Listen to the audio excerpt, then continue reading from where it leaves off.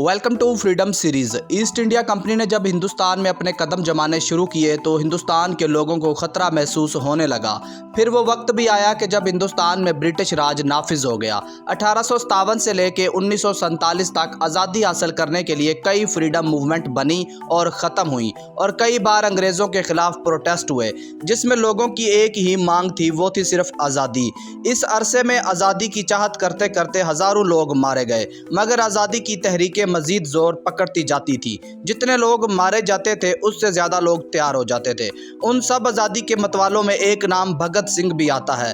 Bhagat Singh socialist थे। उनका ताल्लुक किसी मजहब से नहीं था, वो सिर्फ हिंदुस्तान को आज़ाद देखना चाहते थे। 28 सितंबर 1907 को भगत सिंह की पैदाइश के दिन उनके वालिद और चचा बरतानवी जेल से रिहा हुए थे। पहले भगत सिंह का नाम भगन लाल था। 1923 में उन्होंने नेशनल कॉलेज लाहौर में दाखिला लिया। पढ़ाई में अच्छे थे, उर्दू, हिंदी, गुरमुखी, अंग्रेजी और संस्कृत जुबानों पर ग्रिप हासिल थी। 1924 में घर वालों ने उन पर शादी के लिए दबाव डालना शुरू कर दिया, मगर वो शादी नहीं करना चाहते थे। अपने वालिदैन को मनाने में नाकामी के बाद भगत सिंह लाहौर से अपना घर छोड़कर कानपुर आ गए। वहाँ उन्होंने मशहूर आज़ादी पसंद गणेश शंकर विद्यार्थी के वीकली प्रताप नाम के न्यूज़पेपर में काम करना शुरू कर दिया था। न्यूज़पेपर में वो बलवंत के नाम से आर्टिकल्स लिखते थे। कानपुर में उन्होंने दूसरे आज़ादी पसंदों जैसे बटकेश्वर दत्त, शिवरूमा और बीके सिन्हा से मुलाकात की। अजय घोष ने अपनी किताब Bhagat Singh and his comrades में लिखा है कि भगत सिंह से मेरा तारुफ बटकेश्वर दत्त ने करवाया था। जब मैंने उसे देखा तो वो लंबे और बहुत दुबले पतले शख्स थे। उनके कपड़े बहुत पुराने थे और वह बहुत खामोश रहते थे, लेकिन वो एक पढ़े लिखे लड़के लगते थे। उनमें उस वक्त कोई ज़्यादा कॉन्फिडेंस भी नहीं था। अजय घोष लिखते हैं कि मुझे पहली नज़र में वो बिल्कुल पसंद नहीं आए थे। मैंने ये बात बटकेश्वर दत्त को उनके जाने के बाद भी बताई थी। वो मज़ीद लिखते हैं कि 2 साल के बाद भगत सिंह की पर्सनैलिटी में ज़बरदस्त तगय्युर यानी चेंजेस आई। वो बहुत अच्छे स्पीकर बन गए। वो ऐसी ताकत और जज्बे के साथ तकरीर करते कि लोग उनको फॉलो किए बगैर रह नहीं सकते थे। फिर वो 1924 में हिंदुस्तान रिपब्लिकन एसोसिएशन के मेंबर बन गए। तब चंद्रशेखर आज़ाद उनके लीडर थे और भगत सिंह चंद्रशेखर आज़ाद के बहुत करीबी साथी बन गए।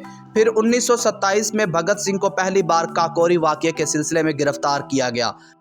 काकोरी दरअसल एक ट्रेन लूटने का वाकया था, जिसको चंद्रशेखर आज़ाद और दूसरे साथियों ने मिलकर लूटा था। भगत सिंह ने अपना नाम बदलकर इस वाकये की तारीफ में विद्रोही नामी न्यूज़पेपर में एक आर्टिकल लिखा था।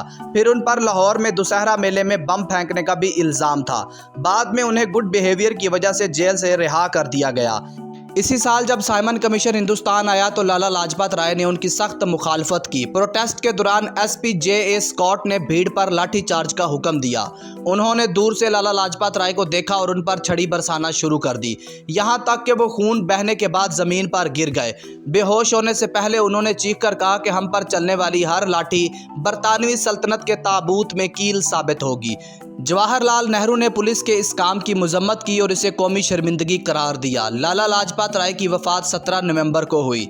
10 दिसंबर 1928 को लाहौर में मुल्क भर के इनकलाबियों की एक मीटिंग मुनक्किद हुई, जिसकी सदारत भगवती चरण व्यवहारा की बीवी दुर्गा देवी ने की थी। इस मीटिंग में तय पाया गया कि लाला लाजपत राय की मौत का बदला लिया जाएगा। भगत सिंह और उनके साथी दुनिया को बताना चाहते थे कि हिंदुस्तान लाला जी की मौत को खामोशी से बर्दाश्त नहीं करेगा। फैसला हुआ कि भगत सिंह, सुखदेव, चंद्रशेखर आज़ाद और जय गोपाल मिलकर एसपी स्कॉट के कत्ल के प्लान में हिस्सा लेंगे।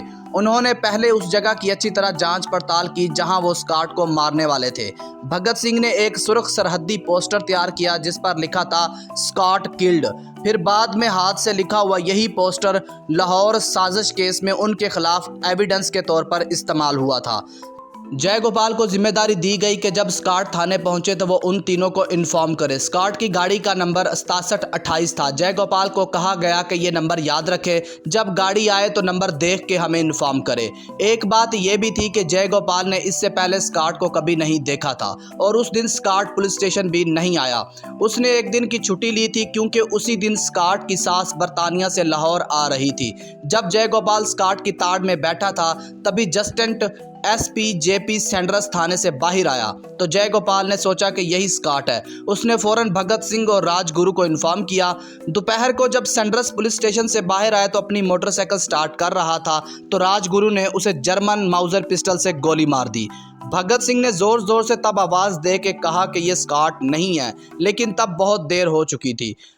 पहले से तयशुदा प्लान के मुताबिक भगत सिंह और राजगुरु डीएवी कॉलेज की तरफ भागे। वहां चंद्रशेखर आज़ाद ने उन्हें कवर देने की पोजीशन संभाल ली थी। फ्रीडम फाइटर शिव रूमा अपनी किताब में लिखते हैं कि जब भगत सिंह और राजगुरु सैंडर्स को मारने के बाद भाग रहे थे तो एक हेड कांस्टेबल चन्नन सिंह ने उनका पीछा करना शुरू कर दिया।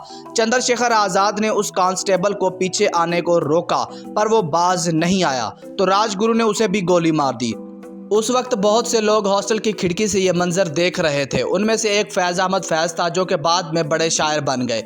अगले दिन शहर की दीवारों पर सुर्ख स्याही से बने पोस्टर चिपके हुए थे, जिन पर लिखा था कि सैंडर्स मर गया है, लाला लाजपत राय की मौत का बदला लिया गया है। सैंडर्स के कत्ल के बाद लाहौर से निकलना नामुमकिन था। शहर के कोने कोने में पुलिस तैनात थी। भगत सिंह ने सैंडर्स को कत्ल करने से पहले अपने बाल काट दिए थे। पुलिस को उनके नए गेटअप के बारे में मालूम नहीं था, क्योंकि पुलिस को तो उन बालों और दाढ़ी वाले सिख नौजवानों की तलाश थी। फैसला हुआ कि भगत सिंह वही कपड़े पहनकर ट्रेन में सवार होंगे। दुर्गा भाभी उनकी बीवी बनकर उनके साथ जाएंगी। मलविंदर जीत सिंह बड़ैच अपनी किताब Bhagat Singh the eternal rebel में लिखते हैं कि भगत सिंह ने ओवरकोट और टोपी पहनी हुई थी। उन्होंने अपने कोट का कॉलर भी उठाया हुआ था। भगत सिंह और दुर्गा भाभी फर्स्ट क्लास में थे, जबकि राजगुरु नौकर के भेस में थर्ड क्लास में सफ़र कर रहे थे। दोनों के पास उस वक्त लोडेड रिवॉल्वर थे। अगले एपिसोड में हम आपसे बयान करेंगे कि कैसे भगत सिंह ने नेशनल असेंबली में बॉम्ब फोड़ा और अंग्रेज़ों ने कैसे भगत सिंह को फांसी दी और फांसी देने के बाद उनके जिस्म को दरिया में बहा दिया और फिर लोगों ने भगत सिंह के जिस्म को दरिया से कैसे निकाला।